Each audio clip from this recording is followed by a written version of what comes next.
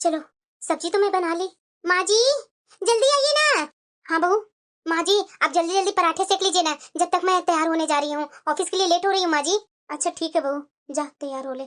सब्जी आज ढंग के बनाई है ना बहू? अरे हाँ माँ जी ढंग का ही बनाई हूँ, देख लीजिए आप। मैं जा रही हूँ तैयार होने, मेरे पास टाइम नहीं है माँ जी, फिर ऑफिस के लिए लेट हो जाऊंगी। ठीक है बहू, जा जा। चलो पहले आटा गूंथ लेती हूँ। बहू लगता है आटा भी गूंथ कर नहीं गई है। माँ। क्या हुआ बेटा? अरे माँ, तू फिर से किचन में आ गई। कल तुम्हारा उतना घुटना में दर्द था, कल मैं खुद तुम्हारा घुटना का मालिश किया है, आज फिर क्यों किचन में आ गई माँ?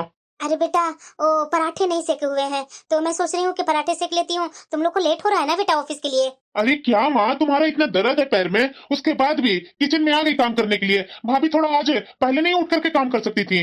अरे जाने दो ना बेटा, वो भी ऑफिस जाती है, उसके पास भी टाइम नहीं रहता है। अरे माँ, टाइम क्या नहीं रहता भाभी के पास? सुबह में उठ करके क्या सब्जी और पराठा नहीं बना सकती है? दोपहर में वो थोड़ी ना बनाती है, दोपहर में तू ही खाना बनाती है, शाम को भी मैं देखता हूँ कि तू किचन में लगी रहती है। भाभी आती है, रात में एक पराठा सेक लेती है, रोटी सेक लेती है, बाकी काम तो तू ही करती है। अरे जाने दो ना बेटा, बहू के पास टाइम नहीं रहता है।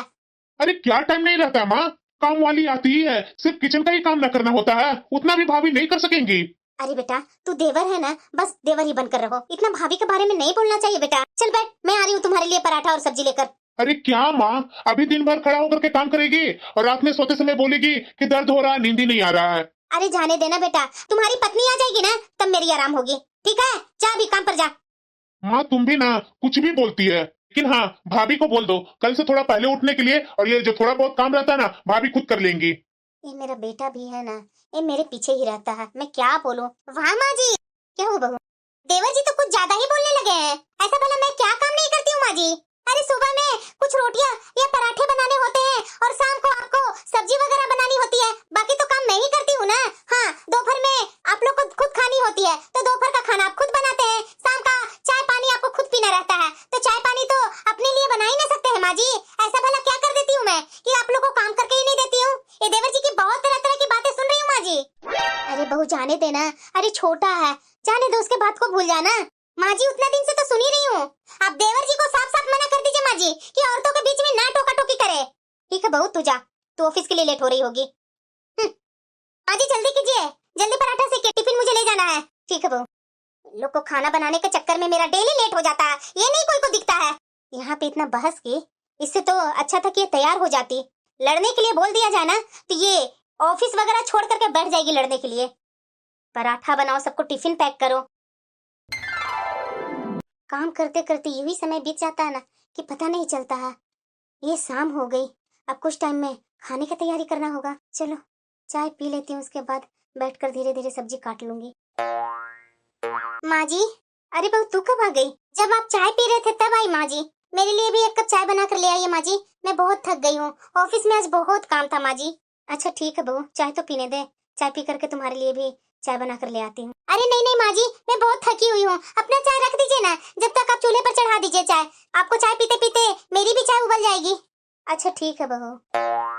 ये माँ जी ना, इनको घर में बैठे बैठे थकावट हो जाती है, ये नहीं सोचती हैं कि बहू इतना दूर से काम करके आई है, क्या परेशानी होगी, क्या दिक्कत होगी।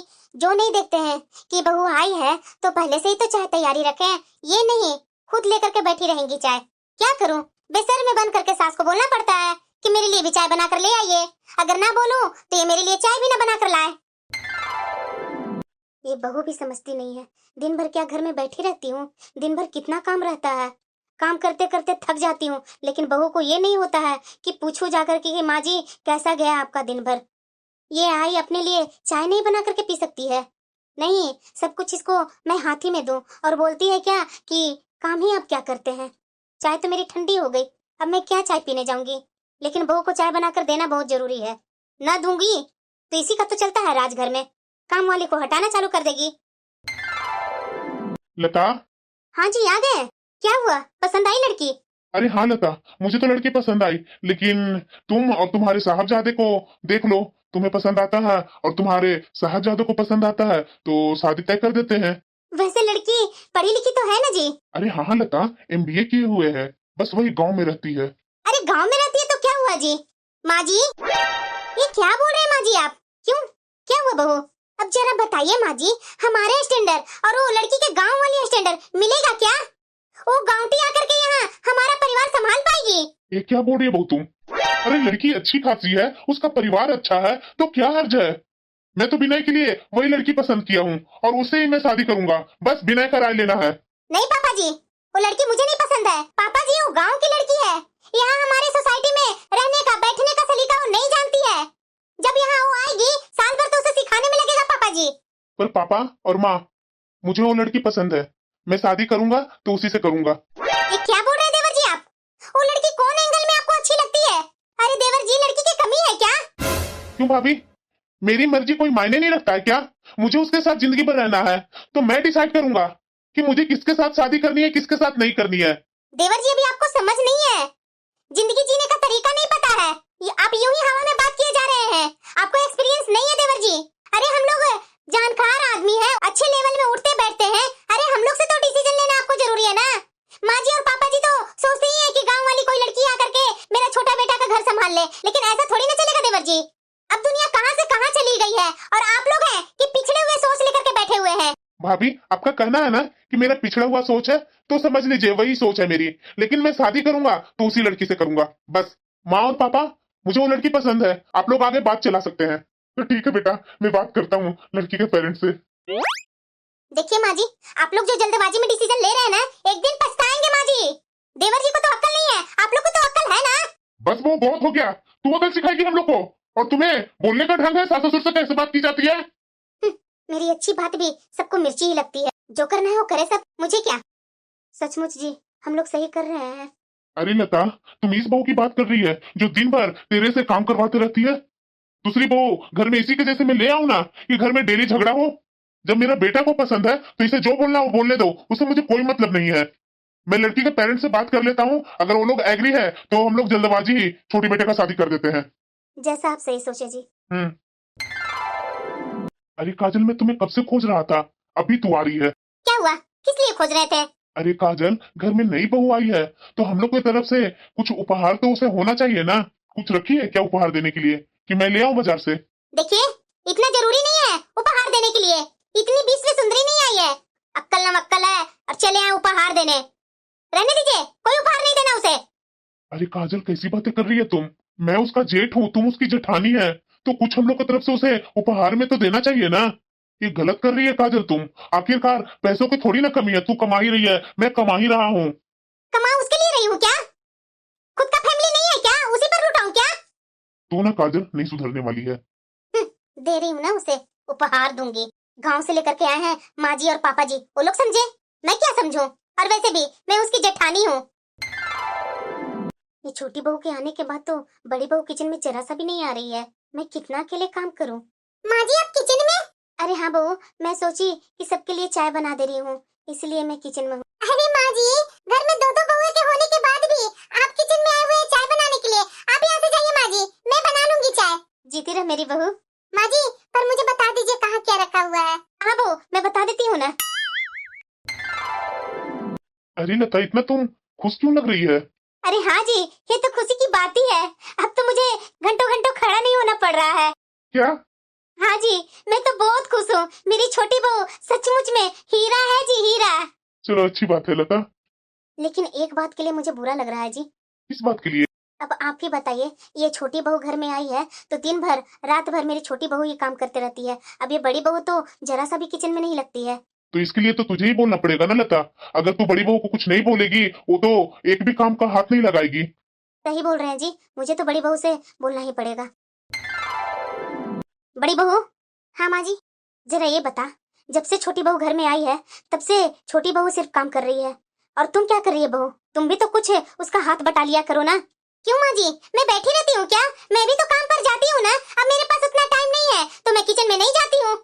अच्छा बहू, काम कर रही है तो तू अपने लिए कर रही है ना? और सैलरी मेरे हाथ में ला कर देती है क्या, जो तू इतना शान दिखा रही है? देख बहू, मेरे घर में दो बहू है तो दोनों मेरे नजर में बराबर है। ये मैं बर्दाश्त नहीं करूंगी कि छोटी बहू दिन भर घर में काम करते रहेगी, एक काम का हाथ नहीं लगाएगी। अच्छा ठीक है, मैं कर दूंगी, इतना गुस्सा होने की जरूरत नहीं है। लेकिन हाँ माँ जी, मैं साफ साफ आपसे बोल दे रही हूँ, सुबह में मेरे पास टाइम नहीं मिलता है तो मैं शाम को उसका हाथ बटा दिया करूंगी। क्यों बहू, सुबह को तुम खाना नहीं खाती है या टिफिन नहीं ले जाती है? ये सब मैं नहीं जानती हूँ। सुबह में भी उसका तुम हाथ बटाएगी और शाम को भी हाथ बटाएगी। ये माँ जी ना मुझे थोड़ा सा भी फ्री देखना नहीं चाहते हैं। अब क्या करूं? बोला गया है वो आदेश को तो पूरा करना ही होगा, नहीं तो ये अपनी छोटी बहू के नजर में मेरी अहमियत कम कर देंगे। पूनम खाना बना ली? नहीं दीदी, अभी मैं कहाँ खाना बनाई हूँ, एक रस्से वाली सब्जी बनाई हूँ। अभी ये माँ जी बोल कर गए हैं कि एक सूखी सब्जी बना लेना, दाल बना लेना और रोटी और चावल। अभी तो मैं सिर्फ रस्से वाली सब्जी बनाई हूँ दीदी।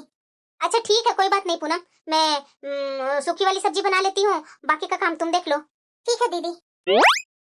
ये माँ जी अपनी छोटी बहू को बचाने के लिए मुझे भी काम करने के लिए बोली है ना, ठीक है मैं करती हूँ, लेकिन इनकी छोटी बहू को ना मैं अच्छे से निकालती हूँ। काम वाली को सैलरी मेरे हस्बैंड देते हैं ना, फ्री का पैसा है। अब ये आ गई है, मेरे हस्बैंड ही पैसा क्यों देंगे? दीदी। हाँ पूनम। सब्जी कटी हुई है दीदी, सिर्फ फ्राई करना है। हाँ पूनम, मुझे दिख रहा है कि सब्जी कटी हुई है, मैं कर लेती हूँ ना फ्राई। ठीक है दीदी। बहू। हाँ माँ जी। वाकई में बहू तू खाना बहुत टेस्टी बनाती है। क्यों जी, सही बोल रही हूँ ना मैं? हाँ लता, खाना तो छोटी बहू बहुत ही टेस्टी बनाती है। सच्ची में माँ, सही बोल रही है तुम। ये पूनम तो खाना बहुत ही स्वादिष्ट बनाती है। थैंक यू भैया। अब तारीफ होगी ही, क्योंकि इनके मन मुताबिक इनकी छोटी बहू काम जो कर रही है, खाना बहुत अच्छी बनाती है। मैं तो खाना अच्छा बनाती ही नहीं थी। पूनम। हाँ दीदी। बिजी हो क्या? नहीं दीदी बोलिए ना, कुछ काम है क्या? नहीं नहीं पूनम, कुछ काम नहीं है, वो तो यूं ही तुमसे बात करने का मन किया तो मैं आ गई। आइए ना दीदी, बैठिए ना। वैसे पूनम, आज काम वाली नहीं आई थी क्या? हाँ दीदी, मैं काम वाली के पास फोन की थी तो उसने बोला मेरा बेटा की तबीयत खराब है तो मैं आज नहीं आ पाऊंगी, कल आऊंगी दीदी। अच्छा, वाकई में पूनम तेरे में तो खूबियां ही खूबियां है। आज देखो तो काम वाली नहीं आई, उसके बाद भी घर तो पूरा चकाचक ही लग रहा है। ये तो काम वाली से भी अच्छा तू काम कर देती है पूनम। देख लो जरा पूनम, ये काम वाली सिर्फ पैसे ही लेती है, काम धाम तो कुछ करती नहीं है। नहीं दीदी, ऐसी कोई बात नहीं है। अरे ऐसी बात है पूनम, देखो तो पहले ये काम वाली काम करके जाती थी तो हर जगह धूल गंदगी दिखते रहता था, लेकिन आज तुम साफ की है, घर तो पूरा चमचमा गया है। पता है पूनम, मैं तुम्हारे जैसी मेहनती होती ना तो अपना काम खुद ही करती, काम वाली को तो घुसने भी न देती। पर मैं क्या करूं पूनम, नौकरी और घर साथ साथ संभाला नहीं जाता। अच्छा दीदी, ठीक है मैं देखती हूँ, इसके बारे में मैं सोचती हूँ। वाकई में पूनम तू वाकई में बहुत ही अच्छी है, मैं तो कभी सोची नहीं थी कि मेरी देवरानी इतनी अच्छी मिलेगी। अरे क्या दीदी इतनी तारीफ कर रहे हैं, आप बैठिए ना, मैं अभी चाय बना कर लाती हूँ। वाकई में पूनम तेरे हाथ का चाय भी बहुत ही टेस्टी लगता है, पता नहीं क्या क्या तू डालती है, कैसे चाय बनाती है, मैं तो आज तक वैसा चाय पी ही नहीं हूँ। मैं तो तुम्हारा चाय का हमेशा इंतजार करते रहती हूँ कि कब सुबह हो कब शाम हो कि तुम्हारे हाथ का चाय पीने को मिले। ऐसी कोई बात नहीं है दीदी, आप बैठिए ना दीदी मेरे कमरे में, मैं अभी 10 मिनट में चाय बना कर लाती हूँ। ठीक है पूनम, जब इतना बोल ही रही है तो मैं बैठती हूँ, जा चाय बना कर ले आ। मेरी देवरानी ना एक नंबर की बेवकूफ है। अरे बहू। हाँ माँ जी। काम वाली इधर 2-3 दिन से नहीं आ रही है, क्या बात है, फोन नहीं की है क्या काम वाली को? अरे नहीं माँ जी, मैंने तो उसे घर आने से मना कर दिया। क्यों बहू? वो क्या है ना माँ जी कि काम वाली आती है तो काम अच्छे से कहाँ करती है, उससे अच्छा तो मैं ही काम कर देती हूँ, क्या जरूरी है इतना पैसे खर्च करने की। अच्छा मुझे समझ नहीं आ रहा। बहू तुम्हारी नई नई शादी हुई है, अभी से अगर घर के सारे काम का बोझ खुद पर ले लेगी तो बड़ी बहू की आदत खराब हो जाएगी। तुम अगर काम वाली को यहाँ आने से मना कर दी है तो तुम बड़ी बहू को भी बोल दिया करो ना कुछ काम करने के लिए। अरे क्या माँ जी, मैं कर रही हूँ ना काम। अरे वही तो मैं बोल रही हूँ बहू, तुम आखिरकार कितना अकेले काम करते रहेगी, थोड़ी ना 1-2 काम है जो कर देगी और हो जाएगा। बहू मैं तुम्हें फिर से बोल रही हूँ कि तुम घर के सारे काम का बोझ अपने सर पर मत लो, बड़ी बहू की आदत खराब हो जाएगी और फिर तुम चाहोगी ना तो भी वो तुम्हारी सहायता नहीं करेगी। क्या बोल रहे हैं माँ जी, मुझे तो उनकी सहायता की जरूरत भी नहीं पड़ेगी, यहाँ काम ही कितना होता है माँ जी, गाँव में तो सारे दिन बस लगे रहो, पर यहाँ तो कुछ करने के लिए है ही नहीं है। मैं सब कुछ संभाल लूंगी माँ जी, आप चिंता मत कीजिए। चलो कोई बात नहीं, लगता है मुझे ही ओवर थिंकिंग हो रहा है। जब दोनों बहुओं में अच्छे से मेल मिलाप हो गया है तो मैं इस मामले में ज्यादा हस्तक्षेप भी नहीं कर सकती। पूनम तुम्हारे हाथ के खाने की तो जितनी तारीफ करो उतना ही कम है।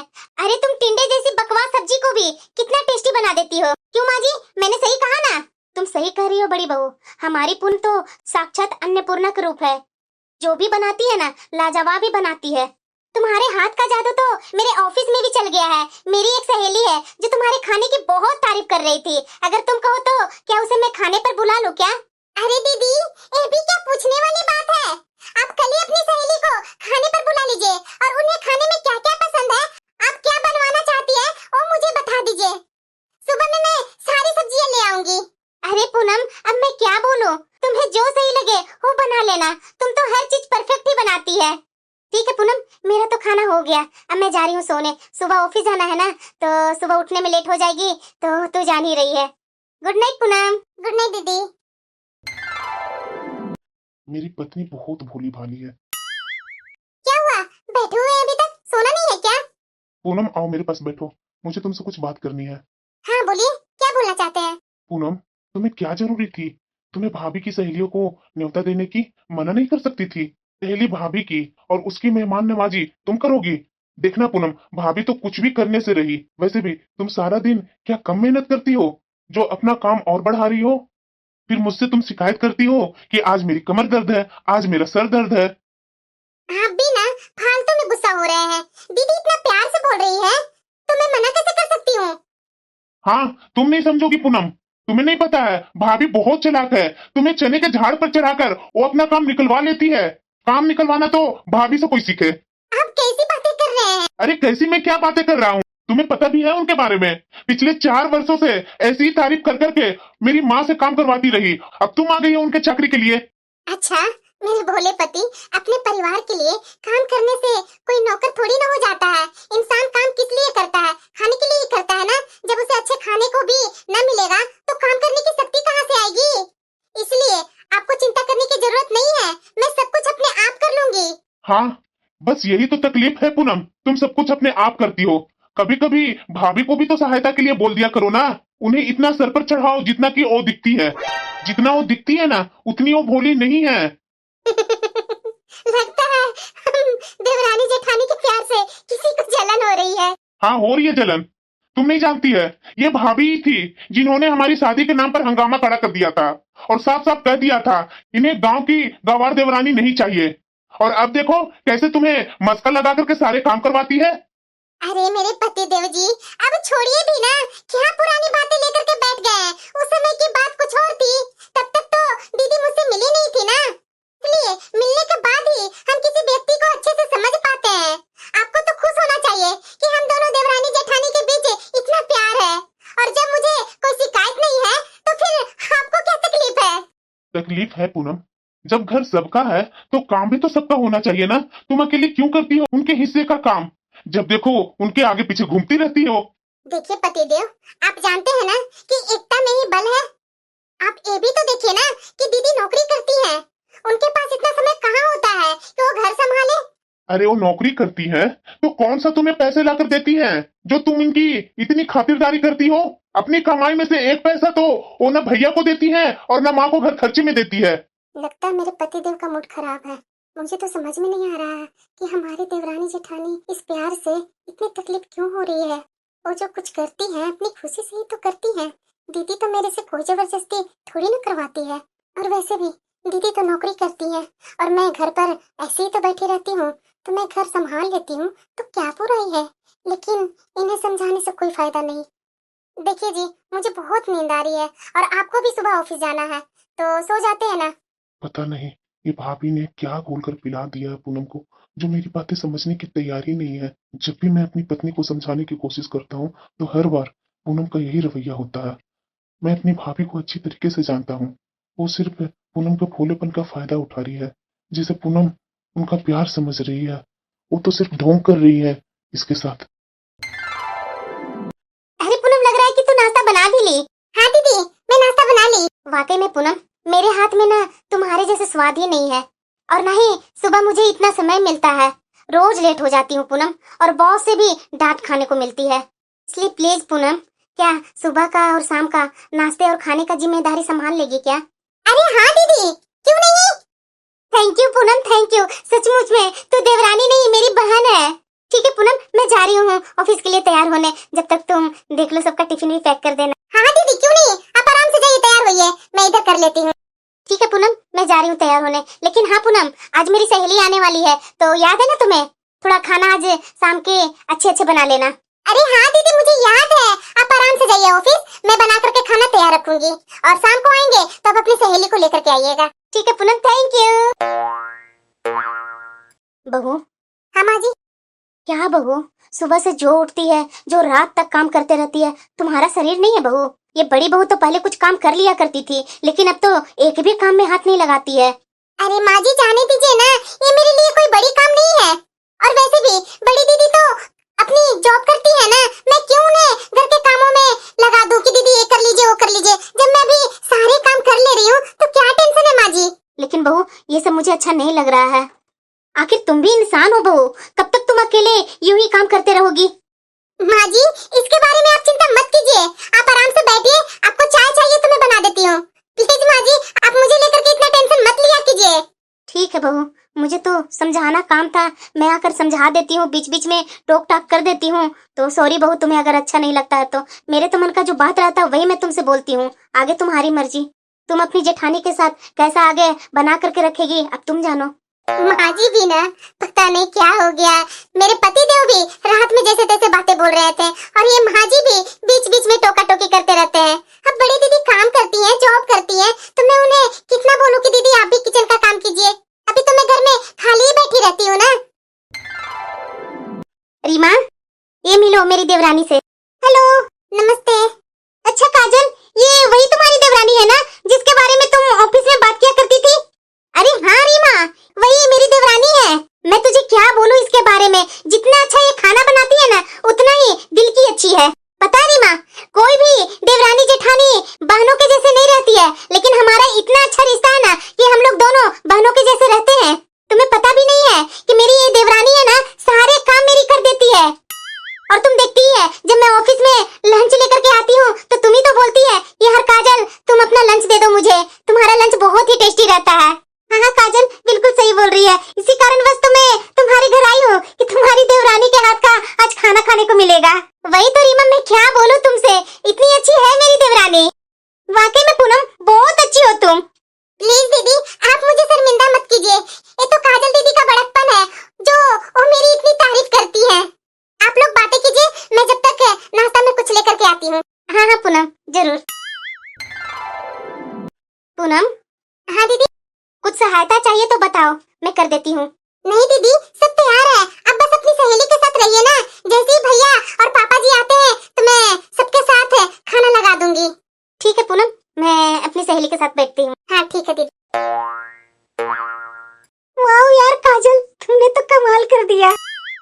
अरे दीदी तो अपना मोबाइल फोन यहीं पर छोड़ करके चली गई, मैं दे देती हूँ उनका फोन, शायद उनका अर्जेंट किसी का फोन होगा तो। आजकल तो बॉस भी तेरा परफॉर्मेंस से बहुत खुश है, सुनने में आया है कि शायद जल्दी तुम्हारा प्रमोशन होने वाला है। क्या सच बोल रही हो रीमा? अरे हाँ यार, पर ये मत भूल इसमें तेरी गंवार देवरानी का सबसे बड़ा हाथ है। यार किसका नाम ले लिया तूने, सारा मूड ही खराब कर दिया। अरे यार तू भी कैसी बातें कर रही है, वो बेचारी तुम्हारे लिए रसोई में पसीना बहा रही है और तुम उसे अपनी सफलता का थोड़ा सा भी क्रेडिट भी नहीं देना चाहती। अरे और कुछ नहीं तो कम से कम बेचारी के लिए कोई सस्ती सी साड़ी गिफ्ट ला करके दे देती। सच बोल रही है यार, बिल्कुल उसके स्टैंडर्ड की बात कही है। देखना एक साड़ी में वो कितना खुश हो जाएगी। सच कहूँ तो सोचा नहीं था कि मेरी गंवार देवरानी इतनी बड़ी बेवकूफ होगी। अरे यार तुझे क्या करना है, उसे समझदार बनाकर तुझे तो पूरा फायदा मिल रहा है ना उसे बेवकूफ होने का, नहीं तो आज के समय में कौन किसी के लिए इतना करता है। एक मेरी भी जेठानी है, मजाल है जो मेरे लिए कुछ कर दे, वो तो तेरा कितना सहयोग करती है यार। अरे यार आते सारा घर संभाल लिया उसने और उसी के कारण अब तो समय से ऑफिस पहुंचकर बॉस के नजरों में स्टार बन गई है। इसका मतलब मेरे पति जो भी बोलते थे सही बोलते थे। दीदी का ये प्यार सिर्फ दिखावा है, मैं उनके लिए जो प्यार से करती हूँ उन्हें वो गंवारपना नजर आता है। लेकिन ठीक है तो दीदी मैं आपको दिखाती हूँ कि ये गंवार क्या क्या कर सकती है। पूनम कहाँ गई पूनम? हाँ दीदी मुझे बहुत जोरों की भूख लगी हुई है, खाना परोस दो ना। ठीक है दीदी। खाना तो मैं ही नहीं आज परोसती हूँ। खिचड़ी पूनम, कुछ और नहीं बनाया तुमने? दीदी आज से मैं ही नहीं मिला, मैं बहुत व्यस्त थी, पैकिंग कर रही थी ना दीदी। क्या पैकिंग कर रही हो? कहीं जा रही हो क्या? हाँ दीदी, 1 महीने के लिए मैं अपने मायके जा रही हूँ। अरे इतने इतने दिन तक कोई मायके जाता है क्या? और फिर अगर तुम चली गई तो यहाँ कौन संभालेगा? दीदी यहाँ सब कुछ संभालने के लिए आप है ना, तो भला मुझे कैसी चिंता? नहीं नहीं पूनम, ऐसा बिल्कुल नहीं चलेगा। तुम इतने दिन के लिए मायके नहीं जा सकती हो, मेरे बस की बात नहीं है इतना सारा काम संभालना। दीदी मैं आपसे आज्ञा नहीं ले रही हूँ, बता रही हूँ कि मैं 1 महीने के लिए मायके जा रही हूँ और आपको ही घर संभालना होगा। प्लीज पूनम, अभी कुछ दिनों के लिए तुम अपना जाना रोक दो। ऑफिस में बहुत जरूर असाइनमेंट मिला है, अगर वो समय पर नहीं हुआ तो मेरा प्रमोशन रुक जाएगा। दीदी मेरा जाना तो पक्का है, आप अपना कुछ और इंतजाम कर लीजिए। वैसे भी नौकरी आपकी है तो आपको ही रास्ता तलाशना होगा। मैं कब तक आपकी सहायता करती रहूंगी? मेरी भी कुछ अपनी जरूरतें हैं। तुम समझती क्या हो खुद को? गंवार कहीं की, तुम्हें प्रमोशन का मतलब भी पता है? कितनी मुश्किलों से ही ये समय आया है और मैं इसे चूल्हे चौके के लिए इतना अच्छा अवसर गंवा दूं? माँ जी। हाँ बहू। इसे अभी मायके जाना है जब मुझे इसकी सबसे ज्यादा जरूरत है। बहू तुम्हें इसकी क्या जरूरत है? और तुम्हारी जरूरत पर छोटी बहू अपना जाना कैंसिल क्यों करेगी? तुम कौन सा उसे अपनी तनख्वाह ला करके उसके हाथ में ला कर देती है? ये तो अपना मर्जी की मालिक है। अच्छा होगा कि तुम बेकार की बातें छोड़कर ये सोचो कि इस 1 महीने में तुम घर और ऑफिस कैसे संभालोगी। माँ जी 1 महीना नहीं, अब हम दोनों मिलकर घर संभालेंगे। आप हमारा काम का बंटवारा कर दीजिए, क्योंकि मायके से लौटने के बाद मैं भी नौकरी शुरू करूंगी, इसीलिए जा रही हूँ ताकि वहाँ मैं अपने मायके में अच्छा समय व्यतीत करके आ सकूं। बाद में तो पता नहीं कब जाना होगा। तुम नौकरी करोगी? कौन देगा तुम जैसी गंवारों को नौकरी? दीदी कोई तो दे ही देगा मुझे भी, आपकी तरह मुझे भी तो 5 लाख एक्स्ट्रा कमाने हैं। इसका मतलब कि तुम उस दिन हम लोग को छुप छुप करके बातें सुन रही थी। गंवार कहीं की, तुम्हें इतनी भी तमीज नहीं है कि ऐसे किसी की बातें नहीं सुनते? दीदी उस दिन आपकी बातें सुनी तभी तो आपकी मतलबी चेहरा मेरे सामने आया। आप वहाँ ऑफिस में जाकर एसी में बैठ करके काम करती हैं और फिर भी हमेशा थकान का रोना रोते रहती हैं। मैं तो यहाँ पूरे दिन पसीने में नहाती हूँ, फिर भी मेरे काम का कोई महत्व ही नहीं है। क्या मुझे थकान नहीं होती?